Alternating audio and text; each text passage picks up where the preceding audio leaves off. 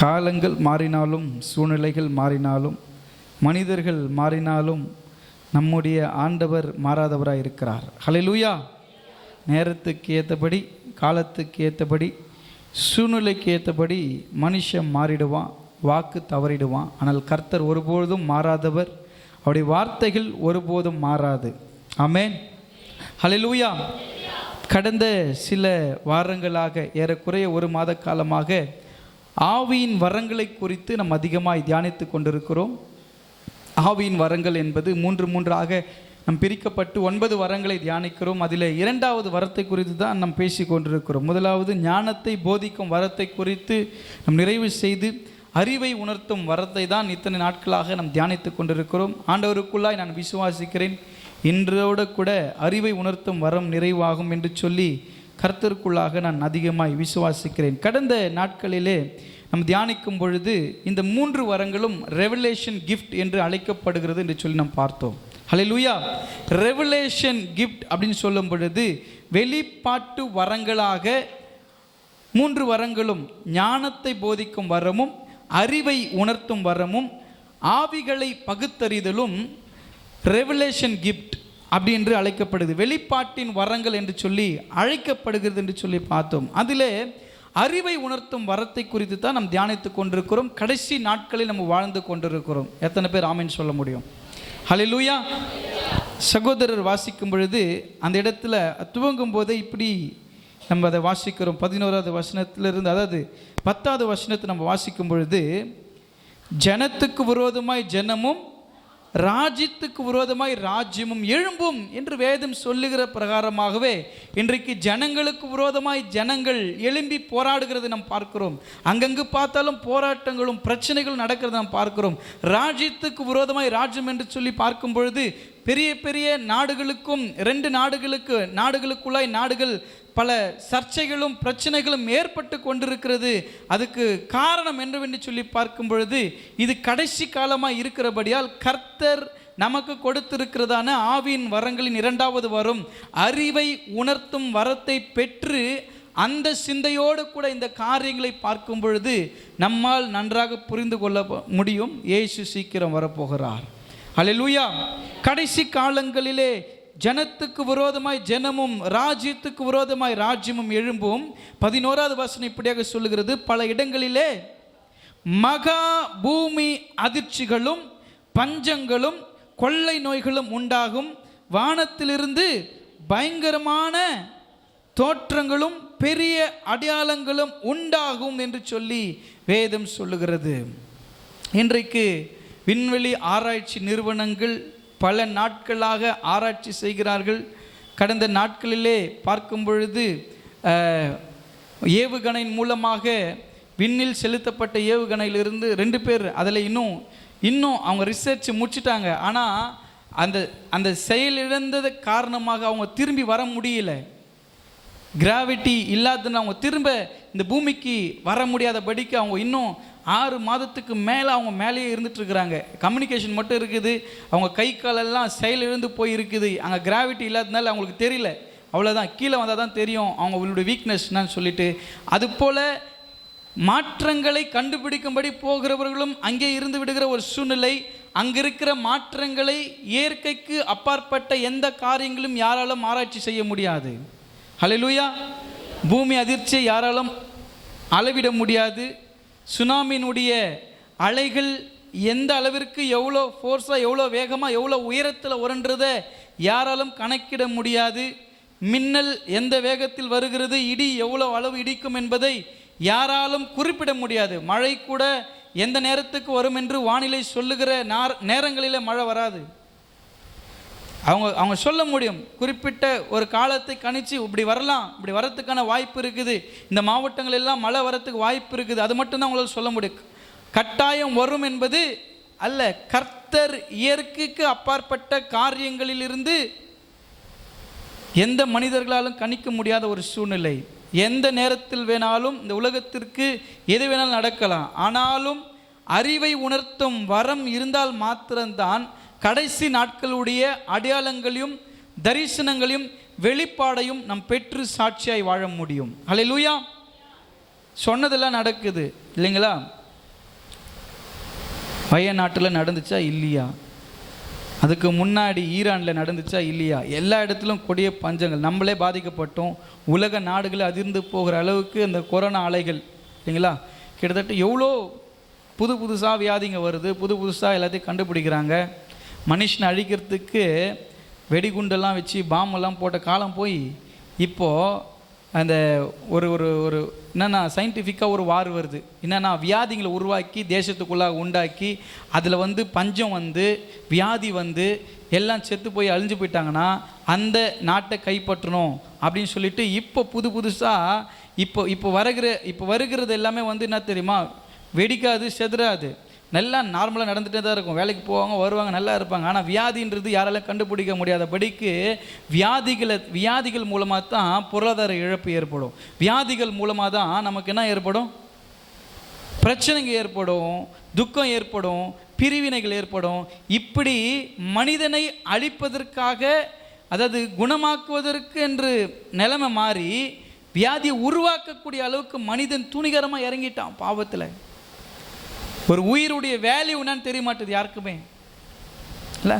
சாதாரணமாக ஒரு நாய் செத்து போனால் கூட, ஒரு நாயை அடித்து எதனா வீடியோ எடுத்து போட்டோன்னா சொல்கிறாங்க ப்ளூ கிராஸில் என்ன பண்ணோம், இன்ஃபார்ம் பண்ணோம். இவன் பாரு அந்த நாய் என்ன கொடுமை பார்த்தா, மனுஷனை கொடுமை பண்ணுறானே, மனுஷனை கொடுமை பண்ணுறான். இன்றைக்கி கூட ஒரு இஸ்லாம் குழந்தைய கொடுமை பண்ணுறானுங்க, அடிக்கிறானுங்க. அந்த குழந்தை பீஃப் சாப்பிடுச்சின்னு சொல்லிட்டு குழந்தைய அடிக்கிறானுங்க. ஒரு ஒரு ஒரு மிருக ஜீவன் மேலே இருக்கிற ஒரு அன்பு, மாடு மேலே இருக்கிற அன்பு, ஆடு மேலே இருக்கிற அன்பு, பூனை மேலே இருக்கிற அன்பு, நாய் மேலே இருக்கிற அன்பு மனுஷன் மேலே இல்லை. எவ்வளோ லட்சக்கணக்கில் நாய்க்கு செலவு பண்ணுறான். ஊசி போடுறது, சோப்பு போடுறதுக்கு, ஸ்ப்ரே வாங்கி நாய்க்கு, நம்மளுக்கு இதில் ஸ்ப்ரே, நாய்க்கு ஸ்ப்ரே அடிக்கிறான். அதுக்கு பியூட்டிஷியன் நாய்க்கு கிராப் வெட்டி விடுறதுக்கு செலவு பண்ணுறான். நம்ம ஆளுங்களே நிறைய பேர் முடி வெட்டாமல் சுற்றின்னு இருக்கிறாங்க. எதுக்காக சொல்கிறேன்னா, கடைசி நாட்களில் மனிதன் மீது இருக்கிற அன்பு தணிந்து போகும். மிருக ஜீவன் மீதில் கரிசனப்படுறான். மிருகத்தை பார்த்து மிருகத்தை கொண்டா அவனுக்கு பாவமாக இருக்குது. ஐயோ பாவம், வாயில்லாத ஜீவன் அடிக்கிறானே அப்படின்றான். ஆனால் உண்மையாக மனுஷனை வெட்டுறான். நீங்கள் எடுத்து பாருங்கள், ஒரு நாளைக்கு நியூஸ் பேப்பரில் எத்தனை பேரை வெட்டுறாங்கன்னு சொல்லிட்டு, எத்தனை பேர் படுகொலை பண்ணுறாங்க. ஆணவ படுகொலை நடக்குது, ஜாதி படுகொலை நடக்குது, அரசியல் படுகொலை நடக்குது. இதையெல்லாம் யாரும் என்ன பண்ண மாட்டாங்க, கண்டிக்க மாட்டாங்க. அவங்கவுங்க போக்கில் அவங்கவுங்க போய்கிட்டே இருப்பாங்க. அடுத்தடுத்து நடக்கிற செய்திகளை நம்ம பார்த்து இதை மறைக்கிறதுக்கு அந்த செய்தியை மறைக்கிறதுக்கு இந்த செய்தி, இப்படி தான் மனுஷனுக்கு என்னென்னா எதனா ஒன்று போயிட்டே இருக்குது. எதனா ஒன்று மறக்கிறதுக்கு ஏதாவது ஒரு புது செய்தியை கொண்டு வராங்க. இப்படி தான் காலங்கள் போயிட்டு இருக்குது. இப்படி போகிறது இது எல்லாம் நம்ம புரிஞ்சு கொண்டு இந்த உலகத்தில், இந்த சமுதாயத்தில் வாழணும்னா அறிவு உணர்த்தும் வர இருந்தால் மட்டும்தான். ஹல்லேலூயா. ஆவிக்குள்ளான ஒரு வாழ்க்கையில், ஸ்பிரிச்சுவல் லைஃப்பில் நீங்கள் இருந்தால் மட்டும்தான் இந்த உலகத்தினுடைய அரசியலை உங்களால் புரிந்து கொள்ள முடியும். இல்லைன்னா உங்கள் கண்ணுக்கு எல்லாமே நல்லவங்களாக தான் தெரிவாங்க, எல்லாமே பரிசுத்தவான்கள் போல தான் தெரிவாங்க, எல்லாமே உங்களுக்கு உதவி பண்ணுவது போல தான் தெரிவாங்க. ஆனால் ஆவிக்குரிய வரங்களை பெற்று அறிவை உணர்த்தும் வரத்தை கொண்டு நீங்கள் அந்த பயன்பாடோடு கூட இந்த சமுதாயத்தை பார்க்கும் பொழுது இயேசுவில் இருந்த சிந்தையை உங்களில் பார்க்க முடியும். ஹல்லேலூயா. இன்றைக்கு கரிசனை இல்லைங்க. ஒரு மிருக ஜீவன் மீது இருக்கிற அக்கறை, ஒரு அன்பு. மாடுக்கு உடம்பு சரியில்லைன்னா ஹாஸ்பிட்டலுக்கு கொண்டு போய் ஊசி போடுறாங்க. அம்மா பல நாளாக உடம்பு சரியில்லாமல் வீட்டில் கிடக்குது, அதை கொண்டு போய் ஊசி போட மாட்டான். மாடுக்கு கால் வலிக்குது, தாங்கி நடக்குதுன்னு மாடு கொண்டு போய் ஊசி போடுறான், கட்டு போடுறான். பல நாள் அம்மா தாங்கி நடக்குது, வலி தாங்க முடியல, அழுது நிற்குது. ரொம்ப நாளாக சொல்லிட்டு இருக்கிறாங்க, எனக்கு கொஞ்சம் ஹாஸ்பிட்டலுக்கு கூப்பிட்டு போப்பா. சேர்த்துட்ட பிறகு பெருசாக அலங்காரம் பண்ணி ஊரே அசந்து போகிற மாதிரி 10,000 ரூபாய் 20,000 ரூபாய் கொடுத்து பேண்டு வாசன் போய் அம்மா கேட்டுன்னு போகுது. என் பிள்ளை பாரு 10,000 ரூபாய் கொடுத்து பேண்டு வச்சுக்கிறான், இன்னும் அழகாக அலங்கரிச்சுக்கிறான் பாரு, வண்டியெல்லாம் கூட இவ்வளோ தங்குறத மாதிரி கூப்பிட்டான். இருக்கும்போது அம்மாவுக்கு என்ன பண்ணோம், அவங்கள நல்லா பார்த்து அவங்களுக்கு செய்யாத நீ, அவங்க இறந்துட்ட பிறகு நீ ஊர் மெச்சுக்கிறதுக்கு தானே பண்ணுற. அம்மா யார் முதலாவது மரணன்றது வரும்போது அவங்க ஃபஸ்ட்டு கர்த்தர்கிட்ட போய் நிற்கும்பொழுது நான் சொல்கிறேன் பாருங்கள், அவங்க சொல்லுவாங்க, ஆண்டவரே என் பிள்ளை ரொம்ப நல்லா பார்த்துக்கிட்டான் என்னை இருக்கும்போது. நான் சொல்கிறேன் பாருங்கள், கொடுமை பண்ணிங்கன்னு வச்சுங்க, போய் நிற்கும்போது ஆண்டவரே அவன் அங்கே இருந்து எல்லாரையும் தொல்லை பண்ணிட்டுக்கிறான், தயவு செஞ்சு என் கூட கூப்பிட்டு வந்துடுங்க. அவன் பண்ணுற அக்கப்போர் தாங்க முடியலப்பா, என்ன நாங்கள் சீக்கிரமாக வரதுக்கு காரணமே அவன் தான் ஆண்டவரே அப்படின்ற அளவுக்கு நம்ம என்ன பண்ண, நம்முடைய சாட்சி கெட்டு போயிருக்கக்கூடாது. அதுதான் அறிவு உணர்த்தம் வரும். நம்ம சபைக்கு போகிறோம், சபையில் இருக்கிறோம், பிரசங்கங்களை கேட்குறோம், கர்த்தருடைய வார்த்தை கேட்குறோம், அதன்படி நடக்கிறோன்னா அறிவை உணர்த்தும் வரம் இருந்தால் மட்டும்தான் இன்றைய காலகட்டத்தில் உலகத்தில் நடந்து கொண்டிருக்கிற காரியங்களை உங்களால் சரியாய் புரிந்து கொண்டு நடக்க முடியும். இல்லைனா உலகத்தில் இருக்கிறவங்க போல உங்களுக்குள்ள ஒரு பலவிதமான பயங்கள் வந்துடும். வாழ்க்கை குறித்த பயம் உங்களுக்கு வந்துச்சுன்னா நம்ம உலக வாழ்க்கை தான் வாழ்ந்துட்டு இருக்கிறோன்னு அர்த்தம். இதெல்லாம் இப்போ புதுசாக யாருன்னா சொல்கிறத பார்த்து நீங்கள் பயப்பட வேணாம். ஏன்னா ஆண்டவர் ஏற்கனவே சொல்லிட்டார் நம்மளுக்கு, இதெல்லாம் நடக்க தான் போகுது, நடக்க தான் சொன்னார். ஆனால் அவர் சொல்கிறார் பாருங்க, என்ன அழகாக அவருடைய வார்த்தைங்க அப்படி தான் ரொம்ப பியூட்டிஃபுல்லாக இருக்கும், ரொம்ப அழகாக சொல்கிறாரு. அவர் சொல்கிறார், உங்களுடைய முடியை கூட என்ன பண்ண முடியாது, கீழே விழாது அப்படின்னு சொல்லி கர்த்தர் சொல்லுகிறது நம்ம பார்க்குறோம்ல. ஆனால் முடிவு உடனே வராது. உங்கள் தலையில் இருக்கிற முடியை கூட யாரால எதுவும் பண்ண முடியாதுன்னு கர்த்தர் சொல்கிறார். ஆண்டவர் சொல்கிறாருங்க, உங்கள் சொல்கிறது கேட்குறது பிரசங்கத்தை நீங்கள் பயந்து போனதுக்காக நான் பிரசங்கம் பண்ணல, ஆண்டவரில் பலனடைகிறபடி பிரசங்கம் பண்ணுறேன். ஆமேன். வருகையின் பிரசங்கன்றது நீங்கள் பயப்படுறதுக்காக இல்லை, சந்தோஷப்படுறதுக்கு. ஐயோ இப்படிலாம் நடக்க போதா, நடந்துட்டு தானே இருக்குது, இவ்வளோ நடந்து கூட நம்மளுக்கு அதெல்லாம் தெரியாமல் தானே உட்காந்துட்டு இருக்கிறோம். அறிவை உணர்த்தும் வரம் இருந்தால் தான் ஆத்ம பாரம் வரும். அறிவை உணர்த்தும் வரமா இருந்தால் தான் உங்களுக்கு கண்ணீர் வரும், ஜெபம் பண்ண முடியும். உங்களால் ஜெபம் பண்ண முடியல, கண்ணீர் விட முடியல, முழங்கால் படியிட முடியல, வேதத்தை வாசிக்க முடியல, கர்த்தரை தேடுக்க முடியல, ஆராதிக்க முடியல, ஏதோ ஒரு விரக்தியோடு சுற்றிட்டு இருக்கிறீங்கன்னா உங்களுக்கு அறிவு உணர்த்தும் வரம் இல்லை. இந்த உலகத்தை புரிஞ்சு கொள்கிற அளவுக்கும் இல்லை, நம்ம சுயநலமாக தான் வாழ்ந்து கொண்டிருக்கிறோம் தான் அர்த்தம். ஆமென். கடைசி காலங்க நம்ம வாழ்கிற வாழ்க்கையில் அறிவை உணர்த்தும் வரம் இருந்தால் மட்டும்தான் இந்த உலகத்தில் ஏற்படுகிற சவால்களை தாண்டி வர முடியும். எழும்புவாங்க, நிறைய பேர் எழும்புவாங்க, உங்களுக்கு விரோதமாக எழும்புவாங்க, குடும்பத்துக்கு விரோதமாக எழுவாங்க, நீங்கள் உங்களுடைய செய்கைக்கு விரோதமாக எழும்புவாங்க. நீ நல்லதை செஞ்சால் கூட அவங்க உங்ககிட்ட கொண்டு வந்து சேர்க்கறது கெட்டதாக தான் இருக்கும். நீங்கள் உங்கள் பேச்சை மாற்றி சொல்லுவாங்க, நீங்கள் நல்லதை சொல்கிறத அப்படியே மாற்றி சொல்லுவாங்க. நம்ம பிளேட்டை திருவி போட்டுருவாங்க. நீங்கள் சொன்னதை அப்படியே ஆப்போசிட்டாக கன்வே பண்ணி நல்லா இருக்கிற உங்கள் கூட ஐக்கியமாக இருக்கிறவங்கள அப்படியே பிரித்து விட்டுருவாங்க. இது கடைசி கால அறிவு உணர்த்தும் வரம் இருந்தால் மட்டும்தான் பேசுகிறவங்க யார், சொல்கிறவங்க யார், என்ன பேசுகிறாங்கன்றது உங்களை புரிஞ்சிக்க முடியும். அறிவு உணர்த்தும் வரம் யாருக்கு கடவுள் கொடுப்பாருன்னா ஆவின் கனிகள் நிறைந்திருக்கிறவங்களுக்கு தான் வரங்கள் புரோஜனப்படும். கனிகள் இல்லாமல் வரங்கள் மட்டும் புரோஜனப்படுமானா புரோஜனப்படாது. மேபி இங்கே வாழ்கிறதுக்கு அது உங்களுக்கு கரெக்டாக இருக்கலாம், ஆனால் பரலோகத்துக்கு போகும்போது கனிகள் அவசியம். அன்பு முதல்ல என்னது ரொம்ப முக்கியமான அன்பு மட்டும், முக்கிய சாராம்சமே அன்பு மட்டும்தான். அன்பு உங்களுக்குள்ளே நிறைவாக இருக்கும்போது ஆவின் கனிகள், ஆவின் வரங்கள் உங்களுக்கு நிறைவாக உண்டாகும். அந்த செயல்பாடு இங்கே இருக்கும், பரலோகத்துக்கு உங்களுக்கு கொண்டு போகும். ஆவின் கனிகள் இல்லாமல் வரங்கள் மட்டும் இருந்தால் இங்கே நீங்கள் ஜெயிச்சிடலாம், பரலோகத்துக்கு போவீங்களான்னு கேட்டால் போக முடியாது. கனிகள் இருந்தால் வரம் இல்லாமல் கனிகள் மட்டும் நிறைந்திருக்குது, அப்போ நான் போவேன்னா போகலாம். எல்லாத்துக்கும் ஒரே வழி தான், கனிகள் ரொம்ப முக்கியம். அன்பு எனக்கு இராவிட்டால் தீர்க்க தரிசனம் சொன்னாலும், வெளிப்பாடு சொன்னாலும், அந்நிய பாஷை பேசினாலும் அது என்ன இல்லை, புரோஜனம் கிடையாது, புரோஜனம் கிடையாது. அப்போ புரோஜனமுள்ள வாழ்க்கை வாழணும்னா முதலாவது அன்பு இருக்கணும், அதுக்கப்புறம் தான் வரங்கள். அந்த வரங்கள் கிரியை செய்யணும்னா இந்த அறிவு உணர்த்தும் வரத்தை கொண்டு பல ஆத்துமாக்களை ஆண்டவருக்கென்று உங்களால் என்ன பண்ண முடியும், ஆதாயப்படுத்த முடியும். நம்ம வாசிப்போம், 13வது வசனத்தை வாசிப்போம். ஆனாலும் அது உங்களுக்கு சாட்சியாவதற்கு ஏதுவாக இருக்கும். எது சாட்சியாக இருப்பதற்கு ஏதுவாகனா 12வது வசனத்தை நம்ம வாசிப்போம்.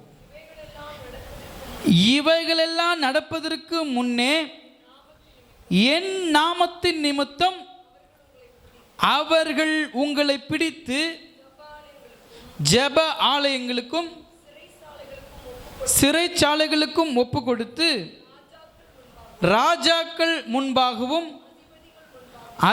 அதிபதிகளுக்கு முன்பாகவும் உங்களை இழுத்து துன்பப்படுத்துவார்கள். ஆண்டவருடைய நாமத்தை நீங்கள் அறிஞ்சிருக்கிறதுனால ஒருவேளை இன்னைக்கு நம்ம நல்ல ஆசீர்வாதங்கள் நன்மைகள் அனுபவித்து கொண்டிருந்தாலும் வருங்காலங்களிலே ஜப ஆலயங்களிலும் சிறைச்சாலைகளுக்கும் அதிகாரிகளுக்கு முன்பாய் கொண்டு போய் நிறுத்தும் பொழுது, நம்மளை அடையாளப்படுத்தும் பொழுது அது எதுக்கு ஆசீர்வாதமாக இருக்குன்னா சாட்சியாய் இருப்பதற்கு ஏதுவாய் இருக்கும். ஹல்லேலூயா. இன்னைக்கு அப்படிப்பட்ட ஒரு நிலைமைகளை நீங்கள் கடந்து வந்திருக்கிறீங்களா அப்படின்றது எனக்கு தெரியல. ஊழியத்து நிமித்தம் எங்கன்னா அவமானப்பட்டிருக்கிறீங்களா? இயேசுவின் நாமத்து நிமித்தம் எங்கன்னா அடி வாங்கியிருக்கிறீங்களா? இயேசுவின் நாமத்து நிமித்தம் எங்கேயாவது பகைக்கப்பட்டிருக்கிறீங்களா? அது உங்களுக்கு சாட்சிக்கு ஏதுவாக இருக்கும். எனக்கு நடந்திருக்குது. ஒரு நாள் முழுவதும் சிறைச்சாலையில் உக்காந்து கொண்டு இருந்தேன். காலையிலேருந்து சாயந்தரம் வரைக்கும் செங்கல்பட்டில் காலையிலேருந்து சாயந்தரம் வரைக்கும் உக்காந்துட்டு இருந்தேன். எங்கள் ஒரு மலைவாழ் மக்களுக்கு போய் விபிஎஸ் நடத்துனதுனால நாங்களே இந்த ஊருக்குள்ளே வரக்கூடாதுன்னு ஒரு கட்டுப்பாடு வச்சுருக்கிறோம். நீங்கள் கூல்ட்ரிங்க்ஸ் கொடுத்து பப்ஸ் கொடுத்து இங்கே இருக்கிற குழந்தைங்களுக்கு சுவிசேஷன் சொல்கிறன்ற பேரில் இவங்களை அவங்களுக்கு என்னென்னா அவங்க கடைசி வரைக்கும் தெளிவில்லாதவர்களாகவே வாழ்ந்துட்டுருக்கணும் அப்படின்றது தான். ஆனால் கிறிஸ்துவம் என்ன தெரியுமா, தெளிவில்லாதவர்களை தெளிவுபடுத்திடும். ஹல்லேலூயா. வார்த்தைன்றது புத்தி மயங்கி போயிருக்கிறவனை கூட பிரகாசமாக எரிய செய்கிற தீபமாக மாற்றிடும்.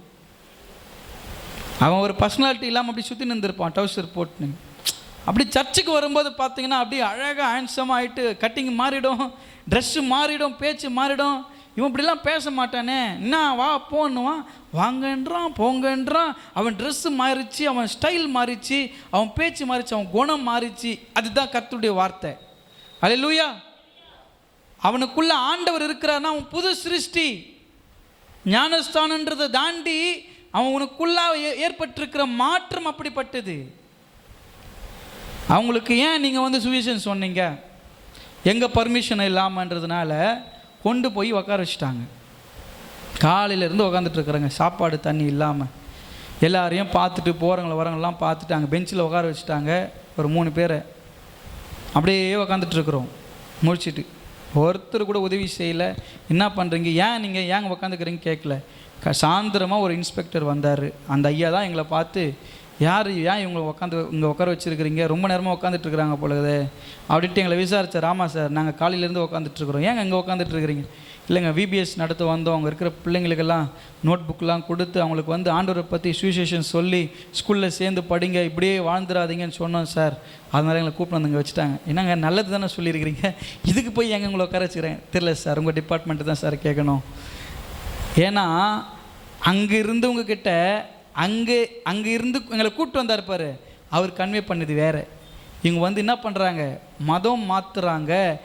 இவங்க இயேசுவை பற்றி சொல்லி இங்கே இருக்கிற மக்கள் ஏன்னா தெளிவாயிடுவாங்க. இயேசு வந்தார்னா ஒரு மனுஷன் வாழ்க்கையில் அவன் தெளிவாயிடுவான், அவன் பிரகாசமாயிடுவான். அவங்க தெளிவில்லாத ஜனங்களாகவே இருக்கணும். இருளர்கள் மக்கள், அவங்க இருளர் மக்கள், அவங்க மத்தியில் போய் அந்த ஊழியத்தை பண்ணிகிட்ருக்குறோம். அவங்களும் கண்டுக்க மாட்டாங்க, கண்டுக்கிறவங்களையும் விட மாட்டாங்க. அவங்களும் எந்த ஹெல்ப்பும் பண்ண மாட்டான், ஹெல்ப் பண்ணுறவங்களையும் விட மாட்டான். அவங்களுக்கு என்ன, அவங்க ஹெல்ப் பண்ணால் டெவலப் ஆகிடுவாங்க. சர்ச்சு மூலம் எதாவது ஹெல்ப் வந்துச்சுன்னா அவங்க நல்லா ஆகிடுவாங்க. அவன் சர்ச்சுக்கு போய் ஆரம்பிச்சிட்டான்னா அவன் வாழ்க்கை மாறிடும், அவங்க பிள்ளைங்கள்லாம் படிக்கும். எலி பிடிக்கிறோம் பாம்பு பிடிக்கிறவங்கலாம் பைபிள் பிடிக்கிறதுக்கு ஆரம்பிச்சிட்டான்னா அவனுக்கு என்ன ஆகுறது, அவன் சட்டை போடாமல் இருக்கணும். ஆண்டவர் அப்படி இல்லை, அவன் டை போடணும், கோட்டு போடணும். ஹல்லேலூயா. அப்படி மாற்றிடுவார் ஆண்டவர். இன்றைக்கி எத்தனையோ பிள்ளைங்க படித்து மேலே வந்துருக்காங்க. இன்றைக்கி அந்த ஊர் ரொம்ப டெவலப் ஆகிருக்குது. பொறுப்பதற்கூடம் அப்படின்னு சொல்லிட்டு செங்கல்பட்டு பக்கத்தில் இருக்குது. ரொம்ப அந்த ஃபோட்டோஸ்லாம் என்கிட்ட இருக்குது. அந்த குழந்தைங்கள்லாம் ஒரு மாதிரி இருப்பாங்க. அந்த ஒரு வாரத்துலேயே அவங்களுக்கு துணியெல்லாம் கலெக்ட் பண்ணி போயிட்டு, ஏங்க உங்களுக்கு சொல்லனா சோப்பு, அந்த சோப்பு கூட அந்த குழந்தைங்களுக்கு பார்த்தது கிடையாதுங்க. நம்ம இங்கே செங்கல்பட்டில் சோப்பு அவங்க பார்த்தது கிடையாது. சோப்பு எடுத்துன்னு போயிட்டு போடுறேன், அந்த நுரையை பார்த்து அந்த குழந்தைங்களுக்கு ஒரே சந்தோஷமாயிடுச்சு. எப்படி இது என்னது, இது வித்தியாசமாக இருக்குது அப்படின்னு சொல்லிட்டு அந்த சோப்பை வச்சு அந்த குழந்தைங்க விளையாடுதுங்க. ஃபஸ்ட்டு முறை அவங்களுக்கு சோப்பு போட்டு முகம் கழுவி, கண்ணாடியை அவங்க பார்த்தது கிடையாது. அவங்களுக்கு கண்ணாடியில் அவங்க முகத்தை காட்டின பிறகு அவங்க பார்க்குறாங்க, இதுதான் நானா? அப்படிப்பட்ட ஒரு வில்லேஜ் இருக்குது செங்கல்பட்டில். அந்த குழந்தைங்களுக்கு ஃபஸ்ட்டு முறை அவங்கள அவங்களுக்கு சோப் போட்டு முகம் கழுவி, ஏன்னா வெறும் டவுசர் போட்டுன்னு இருக்கோம், சில குழந்தை ட்ரெஸ் இல்லாமல் சுற்றின்னு இருக்கோம், அப்படி அவங்களுக்கு முகத்தை கழுவ மாட்டாங்க. அப்படி அந்த அம்மாங்க அவங்க போவாங்க, எலி பிடிப்பாங்க, சாப்பிடுவாங்க. எவ்வளோ ஒரு கரிசனை இல்லாத மனுஷங்க பாருங்கள். அங்கே போய் ஊழியம் பண்ணுறதுக்கு சுவிசேஷ ஊழியம் சொல்லி அந்த பிள்ளைங்களுக்கு ட்ரெஸ்ஸு கொடுத்தது தான் பிரச்சனை. இதுக்கு ஒரு நாள் ஃபுல்லாக காலையிலேருந்து சாயந்தரம் வரைக்கும் உட்கார வச்சாங்க. அதுதான் இன்றைக்கி நான் உங்களுக்கு சாட்சியாக சொல்கிறேன். இதுக்கு தான் அவங்க வாழ்க்கையில் கர்த்தர் அனுமதிக்கிற சில காரியங்கள், பிரச்சனையாக இருக்கலாம், கடனாக இருக்கலாம், வறுமையாக இருக்கலாம், வியாதியாக இருக்கலாம், பலவீனமாக இருக்கலாம். எதற்கு என்றால் பலருக்கு முன்பதாய் உங்களை மேன்மை உள்ள சாட்சிகளாய் நிறுத்துவதற்கு ஏதுவாக சில காரியங்களை கர்த்தர் உங்களுக்கு அனுமதிப்பார். ஆமென், ஹல்லேலூயா. அதனால தான் இங்கே சொல்லப்பட்டிருக்கிறது, உங்களை சாட்சியாய் நிறுத்துவதற்கு ஏதுவாக அறிவை உணர்த்தும் வரம் இருந்தால் மாத்திரம்தான் கர்த்தருடைய செய்கைகளை புரிந்து கொள்ள முடியும். இல்லைன்னா அவரிடத்தில் நம்ம கேள்வி கேட்க ஆரம்பிச்சிடுவோம். தொடர்ந்து நம்ம வாசிக்கும் பொழுது, ஆகையால் நீங்கள் உங்களுக்கு முன்னாடி அதிகாரிகளுக்கு முன்பாக உங்களை நிறுத்தும் பொழுது, அரசியல் தலைவர்களுக்கு முன்பதாகவும் சிறைச்சாலைகளை உங்களுக்கு நிறுத்தும் போது ஆண்டவர் சொல்கிறார், ஆகையால் அவங்களுக்கு என்ன உத்தரவு சொல்ல வேண்டும் என்று கவலைப்படாது இருக்கும்படி உங்கள் மனதிலே நிர்ணயம் பண்ணிக்கொள்ளுங்கள். உங்களை விரோதிக்கிறவர்கள் ஒருவரும் எதிர் பேசவும் எதிர் நிற்கவும் கூடாத வாக்கையும் ஞானத்தையும் நான் உங்களுக்கு கொடுப்பேன். ஹல்லேலூயா. அறிவை உணர்த்தும் வரம் என்பது உங்களுக்கு முன்பதாய் இருக்கிற சிறைச்சாலை அதிகாரிகளாக இருந்தாலும் அரசியல் அதிகாரிகளாக இருந்தாலும் அவர்களிடத்தில் நீங்கள் என்ன பிரதி உத்தரத்தை சொல்லணுமோ அதையுமே கர்த்தர் உங்களுக்கு சொல்லிக் கொடுத்து அவர்களுக்கு முன்பதாய் நீங்கள் எதை பேச வேண்டுமோ அதை வாக்காயும் ஞானமாயும் பேசும்படி கர்த்தர் உங்களுக்கு அதை கொடுப்பார். அதை தொடர்ந்து வாசிக்கும் பொழுது, பெற்றாராலும் சகோதரராலும் பந்து ஜனங்களாலும் சிநேகிதராலும் காட்டி கொடுக்கப்படுவீர்கள். உங்களில் சிலரை கொலை செய்வார்கள். என் நாமத்து நிமித்தம் எல்லாராலும் பகைக்கப்படுவீர்கள். ஆனாலும் உங்கள் தலைமயிரில் ஒன்றாகிலும் அழியாது. ஹல்லேலூயா. இன்னும் அழகா ஆண்டவர் சொல்றாரு பாருங்க, உங்களில் சிலரை கொலை செய்வார்கள். யார் நம்மளுக்கு விரோதமாக மாறுறது யார் தெரியுமா? யார் நம்மளுக்கு விரோதமாக மாறுறது? சிநேகிதர்களால் தான், சகோதரராலும் பந்து ஜனங்கள் தெரியுமா? நமக்கு ரொம்ப க்ளோஸான உறவுகளினால, நண்பர்களால் நம்ம காட்டி கொடுக்கப்படுவோம். எப்படி காட்டி கொடுக்குறதுனா எப்படி தெரியுமா? போட்டு கொடுக்கறது இல்லை. கிறிஸ்துவன், ஆமாம் இவர் கிறிஸ்துவர், இவர் நல்லா ஜெபம் பண்ணுவார், அன்றைக்கி நம்ம கிறிஸ்துவன் சொல்லிக்கிறதுக்கு கூட நம்ம பயப்படுற ஒரு நாள் வரும். அன்னைக்கு நம்ம சொல்லணும் தைரியமாக, என்ன பண்ணுறியோ பண்ணு, நான் கிறிஸ்துவன் தான், இயேசு என்னை ரட்சித்திருக்கிறார், அவர் ரத்தத்தினால் கழுவப்பட்டிருக்கிறேன், நான் மீட்கப்பட்டிருக்கிறேன், இயேசு எனக்காக மரித்தார் என்றால் அவருக்காக என் ஜீவனை கொடுப்பதற்கு நான் ஆயத்தமாக இருக்கிறேன், நான் கிறிஸ்துவன் அப்படின்னு சொல்கிற ஒரு காலம் வரும். அப்படி வருகிற சூழ்நிலை கொலையும் செய்வாங்க, எதை வேணால் பண்ணுவாங்க. ஆண்டவர் சொல்கிறார், ஆனாலும் உங்கள் தலைமயிரில் ஒன்றாகிலும் அழியாது. அப்படின்னா அவங்க முடிய கூட என்ன பண்ண முடியாது, அவங்களால அழிக்க முடியாது. எப்படின்னா அன்றைக்கு அக்கினி சுவாலையில் போடும் பொழுது முடி கூட என்ன பண்ணலையா, கருகலையா. ஒரு நாள் கேஸ் ஆன் பண்ணுறதுக்காக ஆன் பண்ணிட்டேன், ரொம்ப நேரமாக டொப்புன்னு அதை இது பண்ணிகிட்டு இருக்கிறேன். அது அந்த லைட்டர்லேருந்து அது இந்த ஃபயர் வரவே இல்லை. கீழே குனிஞ்சு பார்த்து நல்லா ஒரு லைட்டரில் டொப்புன்னு பண்ண பாருங்க, புக்குன்னு பற்றிக்கிச்சு. அப்படியே அது வந்த ஃபோர்ஸில் இந்த கண்ணு ரப்பெல்லாம் தீஞ்சு போச்சு, எனக்கு முடியெல்லாம். இன்றைக்கி வந்தோன்னே பாஸ்டர் நமக்கு என்னங்க என்னெல்லாம் வச்சுட்டுக்கிறீங்கன்னு அவங்களுக்கு தெரியாது. பத்து என்ன இது எரியலையான்ட்டு லைட்டர் வச்சுட்டு பண்ண பாருங்க, புக்குன்னு பக்கத்தில் வந்து இந்த கண்ணுறப்ப இங்கே இருக்கிறது எல்லாம் போச்சு. எல்லாத்துக்கும் எண்ணெய் தேய்ச்சி குளிச்சுட்டேன், கொஞ்சம் எண்ணெய் தேய்ச்சி அப்படி கொஞ்சம் மேக்கப் பண்ணிட்டேன். சாதாரண நெருப்பு. ஆனால் அவங்க 7 மடங்கு அக்கினியில் போடும்போது கூட அவங்க முடி கூட என்ன பண்ணல, கருகி போகலை. அறிவை உணர்த்தும் வரத்தை நம்ம பெற்று கொண்டிருப்போமேனா, உங்களுடைய வாழ்க்கையில் எப்படிப்பட்ட நிர்விசாரங்கள், இயேசுவை நான் அறியேன் என்று சொல்லுகிற ஒரு சூழ்நிலை வரும்போது கூட ஆண்டவர் சொல்கிறார், உங்களை தலைமுடியை கூட யாரால் என்ன பண்ண முடியாது, அழிக்க முடியாது. யாரும் உங்களை ஒன்றுமே பண்ண முடியாது. ஆகவே கர்த்தருடைய சமூகத்திலிருந்து நான் சொல்லுகிறேன், இது கடைசி காலமாக இருக்கிறது. கர்த்தர் கொடுக்கிற வெளிப்பாடு என்னவென்றால், அவருடைய வருகை ரொம்ப சமீபமாக இருக்கிறது. அவர் வருகைக்கென்று நீங்கள் ஆயத்தப்படுங்கள். அவருடைய நாமத்து நிமித்தம் உறவுகளாலும் சகோதரர்களாலும் நண்பர்களாலும் பகைக்கப்படுகிற நேரம் வரலாம். நேரம் வந்து கொண்டிருக்கிறது, வந்துட்டுது. ஆனாலும் எல்லா நிலைமைகளிலும் மனரம்மியத்தோடு கூட வாழ்வதற்கும் அறிவை உணர்த்தும் வரம் என்பது ரொம்ப முக்கியம். அதுதான் நம்மளை எப்படி பேசணும், எப்படி பழகணும் அப்படின்ற அறிவை கொடுக்கிறது. ஹல்லேலூயா. அது இல்லை அப்படின்னா சில பேர் பேச்சினாலே போய் லாக் ஆகிடுவாங்க. சில பேர்கிட்ட பேச்சு, நிறைய பேச்சு கொடுத்து உங்கள்கிட்ட இருந்து சில இன்ஃபர்மேஷனை வாங்கிட்டாங்கன்னு வச்சுங்களேன், நீங்கள் வேஸ்ட். அத்தோட நீங்கள் அவங்களுக்கு அடிமையாக மாறிட வேண்டிய ஒரு சூழ்நிலை வரும். எல்லா ரகசியங்களையும் எல்லார் இடத்துலையும் சொல்லக்கூடாது.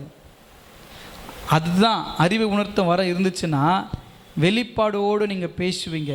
உங்களுக்கு முன்னாடி நிற்கிறவங்கக்கிட்ட நீங்கள் வெளிப்பாடோடு நீங்கள் பேசுவீங்க, வெளிப்பாடோடு கூட ஜெபிப்பீங்க. அப்படிப்பட்ட வரத்தை பெற்றுக்கொண்டு இந்த உலகத்தில் வாழ்கிற நாட்களிலே கர்த்தருக்கென்று வைராக்கியம் பாராட்டி சாட்சியாய் வாழ நீங்கள் அழைக்கப்படுகிறீர்கள். ஹல்லேலூயா. கொஞ்ச காலம்தான் இந்த உலகத்தில் வாழ்கிற வாழ்க்கை. ஆகவே ஆவியின் வரங்களில் வெளிப்பாட்டு வரங்கள், அது 3 வரங்கள் இல்லை.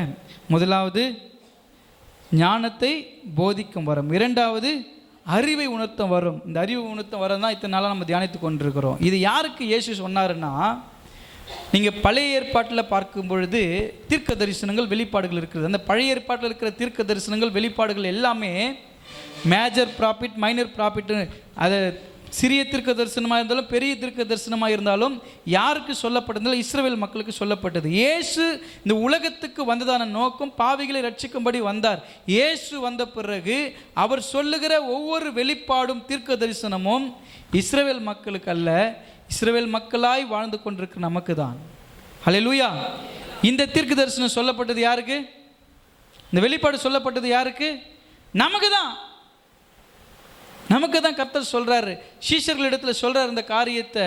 இதுதான் அறிவு உணர்த்தம் வரத்தை நீங்கள் பெற்றுக்கொண்டாதான் இப்படிப்பட்ட காலங்கள், நிலநடுக்கங்கள், பேரழிவுகள், கொள்ளை நோய்கள், நிந்திக்கப்படும் பொழுது, சிறைச்சாலையில் நிற்கும் போது, அதிகாரிக்கும் போது நிற்க வைக்கும் பொழுது நீங்கள் அறிவை உணர்த்தும் வரத்தை பெற்றுக்கொண்டிருந்தால் மட்டும்தான் இவைகளில் இருந்தெல்லாம் நீங்கள் என்ன பண்ண முடியும், மீண்டு வர முடியும். அதற்கு தேவை பரிசுத்த ஆவியினுடைய வரங்கள்.